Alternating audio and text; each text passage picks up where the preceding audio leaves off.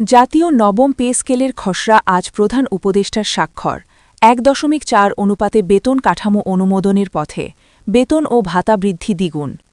আসসালামু আলাইকুম। আপনি নবম পে স্কেলের আপডেট সবার আগে পেতে চান? তাহলে আমার এই চ্যানেলটি সাবস্ক্রাইব করুন আর দয়া করে এই ভিডিওতে একটা লাইক দিন। আজ সরকারি চাকুরিজীবীদের জন্য একটি গুরুত্বপূর্ণ ও তাৎপর্যপূর্ণ দিন। দীর্ঘদিনের অপেক্ষা ও নানা আলোচনার পর অবশেষে নবম জাতীয় পে স্কেল বাস্তবায়নের পথে একটি বড় অগ্রগতি এলো আজ ২৮ তারিখ বিকেল ৪টায় নবম পে স্কেল সংক্রান্ত গেজেট প্রকাশ করা হচ্ছে। একই দিনে নবম পে স্কেলের খরারা নথিতে চূড়ান্ত স্বাক্ষর করেছেন প্রধান উপদেষ্টা ড মোহাম্মদ ইউনুস। এই স্বাক্ষরের মধ্য দিয়ে নবম পে স্কেল কার্যত অনুমোদনের শেষ ধাপে পৌঁছল বলে মনে করছেন সংশ্লিষ্টরা। সরকারি সূত্র জানায়, আজকের স্বাক্ষর কোনো আনুষ্ঠানিকতা নয়, বরং এটি একটি দীর্ঘ প্রশাসনিক প্রক্রিয়ার চূড়ান্ত ধাপ। নবম জাতীয় পে স্কেল ঘোষণা নিয়ে যে অনিশ্চয়তা ছিল, আজকের নিশ্চিন্তে তার অনেকটাই কাটল। খসড়া অনুযায়ী নবম জাতীয় পে স্কেল ১৩টি গ্রেডে বাস্তবায়নের প্রস্তাব করা হয়েছে।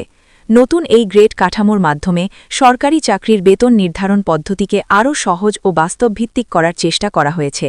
গ্রেড সংখ্যা সীমিত করার ফলে বেতন বৈষম্য কমবে এবং পদভিত্তিক কাঠামো আরও স্পষ্ট হবে বলে আশা করা হচ্ছে।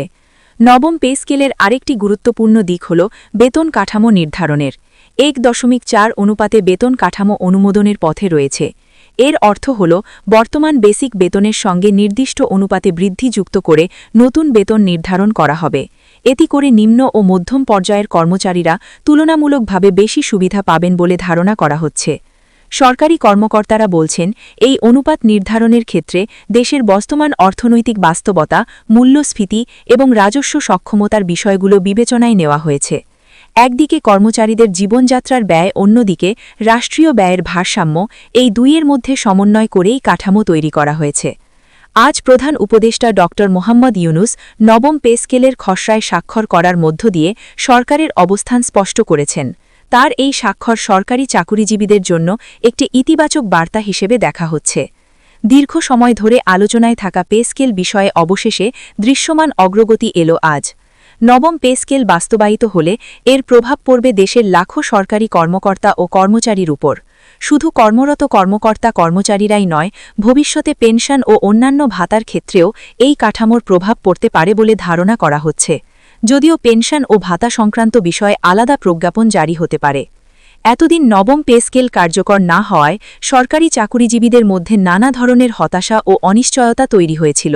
মূল্যস্ফীতির চাপে বেতন কাঠামো অপ্রতুল হয়ে পড়েছে, এমন অভিযোগ ছিল দীর্ঘদিনের। আজকের এই সিদ্ধান্ত সেই অভিযোগের একটি উত্তর হিসেবেও দেখা হচ্ছে। সংশ্লিষ্ট সূত্র জানায়, নবম পে স্কেল বাস্তবায়নের আগে একাধিক পর্যায়ে পর্যালোচনা ও আর্থিক বিশ্লেষণ করা হয়েছে। দেশের অর্থনৈতিক অবস্থা, রাজস্ব আয়, উন্নয়ন ব্যয় এবং আন্তর্জাতিক পরিস্থিতি সবকিছু বিবেচনায় নিয়েই এই খসড়া চূড়ান্ত করা হয়েছে। সরকারের পক্ষ থেকে বলা হচ্ছে, নবম পে স্কেল শুধু বেতন বাড়ানোর সিদ্ধান্ত নয়, বরং এটি একটি কাঠামোগত সংস্কার।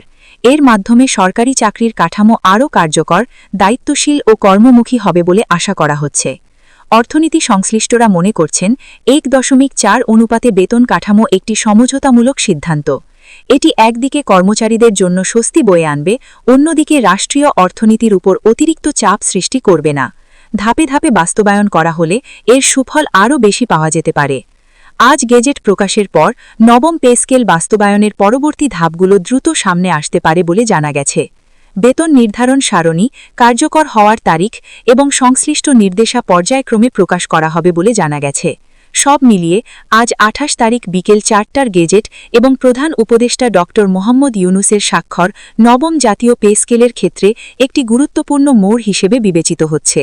দীর্ঘ প্রতীক্ষার পর সরকারি চাকুরিজীবীদের সামনে এবার বাস্তবায়নের অপেক্ষা।